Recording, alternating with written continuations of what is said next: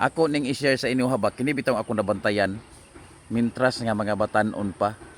Di gina sila motuog mga herbal, yung naaning herbal. Di na sila motuo. Kay ang ilang pagtuo nga lig-on gyud kayo ilang panglawas. Lig-on kayo sila, di sila maunsa sa mga balatian. Umo nang di sila motuo, mingon na sila ato o magkaana bot-bot na. Mauusab ang ato ang pagtuo sa atong labaw makagagahom. Mintras nga mga batan-on pa, di gyud na sila ganahan motuo og imo nang sangyawan og mga pulong sa Ginoo. Di gyud na sila maminaw. Mingon man sila ato o makabot-bot man na. O di ba?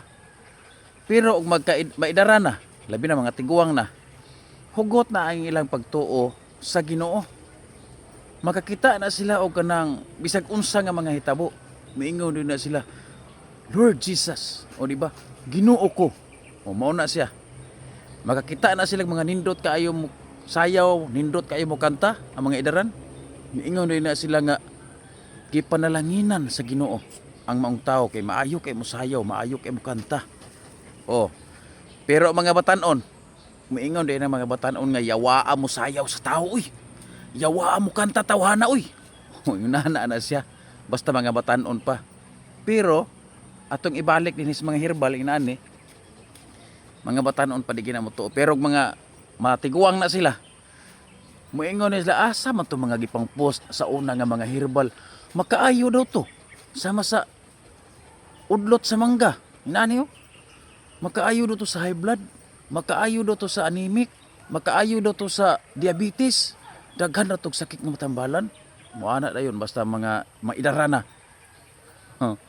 Naapoy mga tao nga dili sila mo tuo kung di sila kakita sa kanang ebidensya.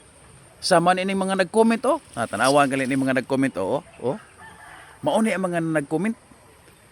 Gani napay daghan nga wala na ko na screenshot o napay uban nga wala na to ma-flex ani.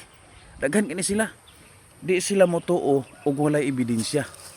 Hinumdumi unta ninyo ba nga ang mga tao giumol sa ato ang labaw makagagahom dala na tanan, package na sama sa mga herbal o mga sudan kay aron ang mga tao dili magutom mga pagkaon. Aron nga mga tao dili magutom inig abot sa panahon. Sa diha nga magkasakit, adunay mga herbal nga mga tanom, mga dahon. Gumikan sa unang panahon wala may doktor. O di ba? Lahi ra gyud kaayo. Kani sila di man motuo.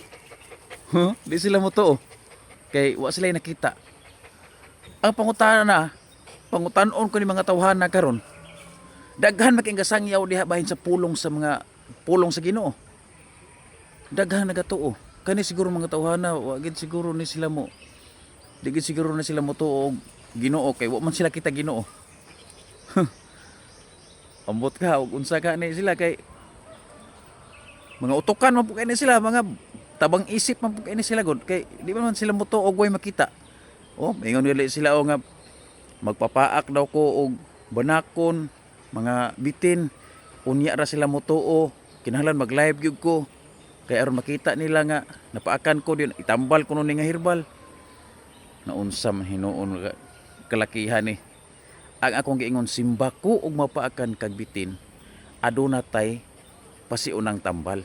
Gani ini human na to ang panambal, di ta kumpiyansa.